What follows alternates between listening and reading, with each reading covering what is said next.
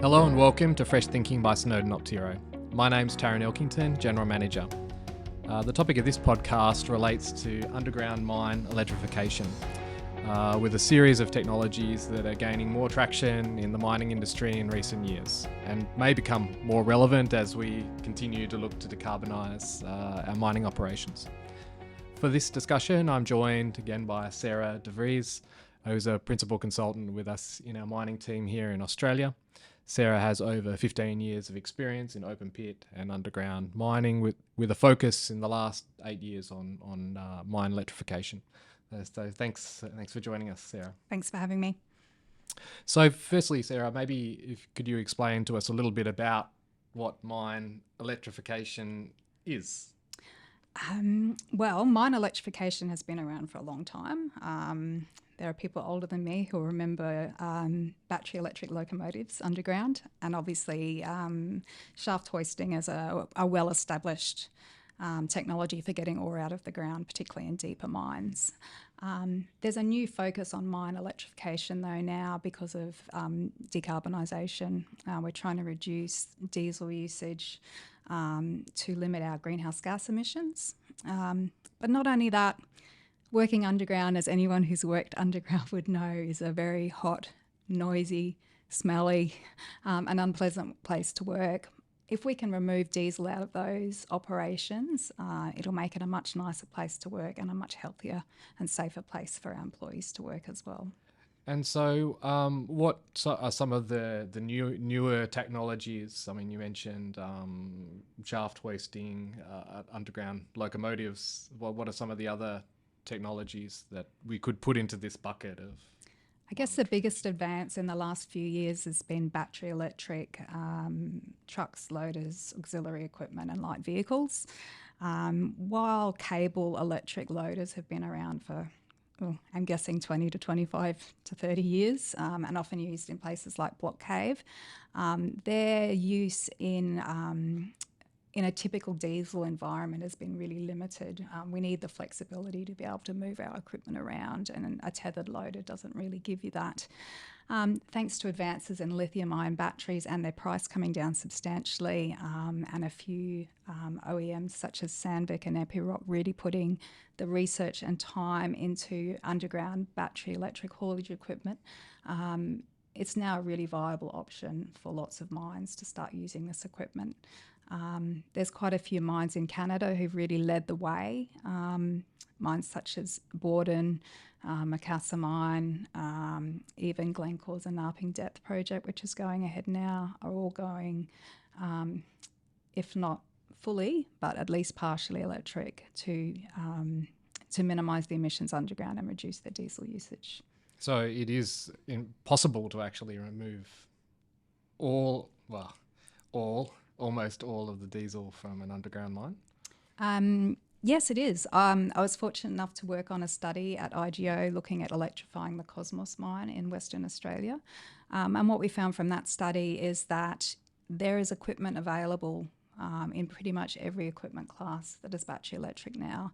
The main limitation really is if you are having to tram loaded trucks up a decline a substantial distance. The battery technology is not quite there yet to allow you to, say, tram 1,000 metres vertically to surface. But if you're in a reasonably shallow mine, then yes, the technology is available to do that. And I guess, like when we think about electrifying or removing diesel from an open pit as versus an underground, underground offers some interesting benefits in terms of ventilation as well. Yeah, there are some amazing cost benefits and health and safety benefits to be had. People think that if you electrify your underground fleet, you're actually going to increase your electricity requirement, your load. What we found at Cosmos, and it's been demonstrated in several other mines as well, is that your total electricity load may actually decrease because of the amount of cooling that you save and the amount of ventilation, primary ventilation airflow that you save. Diesel engines are only roughly 30% efficient, so we lose a lot of energy into the environment and that comes out as heat. And that's why many underground mines have a large primary ventilation requirement and a large cooling requirement, particularly here in Australia, but also in Canada as well. So by converting to electric motors, which are roughly 90% efficient, we're using our electricity much more efficiently, and we're also removing all the heat and contaminants from the air in the underground mine. And so I guess that's a really great benefit of going or removing diesel from your underground. Yeah, from a health and safety perspective, it's really exciting to me to see that the technology is now available, that we can do that and make that underground working environment so much safer for the people who are working down there every day. By removing diesel, we will remove diesel particulate matter, which has been classified by the World Health Organization as a Class 1 carcinogen. So by removing diesel from the underground environment, we remove that risk to our workforce underground. There's also a substantial reduction in heat, a substantial reduction in noise, a substantial reduction in whole body vibration, all things that make people tired, less alert to the jobs they're doing. I've heard some really amazing stories of people going home at the end of the shift and actually having time to spend with their spouse and their children because they're not exhausted, because they're not sitting on a vibrating, noisy machine all day, which is really wonderful. Yeah, so it sounds like a better environment if we can just make it, take it that next level to make it work economically. Are we finding that it is economically viable to do this? It's very mine specific at the moment, and I think each mine needs to be assessed on its own merits. If you have the opportunity at the start of a mine life to consider battery electric, and you can take advantage of all the benefits right from the start, for example, dropping your primary ventilation flow by 10, 20, 30%, dropping your cooling requirement. For example, at Cosmos, we were able to drop the cooling back from 5 months of the year to only 2 months of the year, as well as the total cooling capacity that was required. If you can take advantage of all of those factors and optimise your mine design to take advantage of all that, it's looking very, very positive.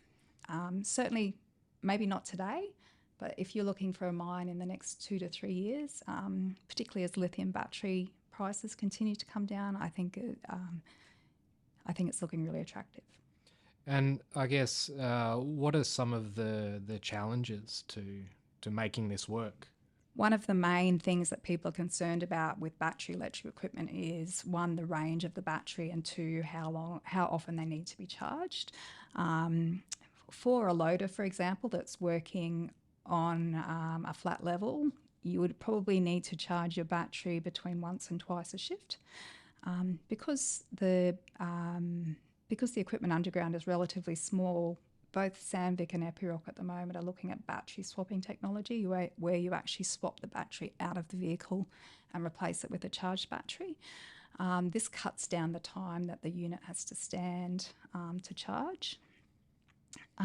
So while you might be looking at more downtime than you would with a diesel piece of equipment, where you might only refuel once or twice a day, so there is a small increase there, but you get some productivity advantages out of it as well. If you put your battery swapping bays in the right place for where you're working, there's the potential of increased speed from your electric motor, increased loading force when you're loading at the face.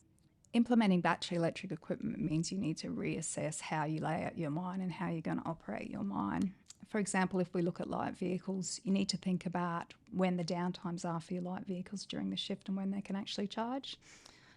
So for Cosmos, times like shift change and crib time were the times we took advantage of to charge those vehicles. With auxiliary vehicles, most of them charge while they're plugged in. So for example, a jumbo or a production drill, when it's working at the face, it's already plugged in and that's powering that work, and you can charge the battery at the same time. So you're really just using those batteries for tramming from one work location to the other. With loaders and trucks, you will need to charge the battery more frequently because they're not plugged in while they're working. So you do need to make allowances in your mine plan for where you're going to swap your batteries over. You don't want to plug those units in to charge. You lose too much time. You want to swap those batteries in and out. And Sandvik and Epiroc both have done some very clever things with their equipment design to allow that battery swapping to take place. That draws this podcast to a close. Sarah, thank you for joining us on Fresh Thinking and participating in this discussion about underground mine electrification. Thanks for having me, Tarrant. If you'd like to listen to more of our Fresh Thinking by Snowden Optiro podcasts, you'll find them free on our website, Spotify, and most other podcast platforms. And if you enjoyed this podcast, please subscribe to our YouTube channel so we can keep you up to date with our latest technical podcasts.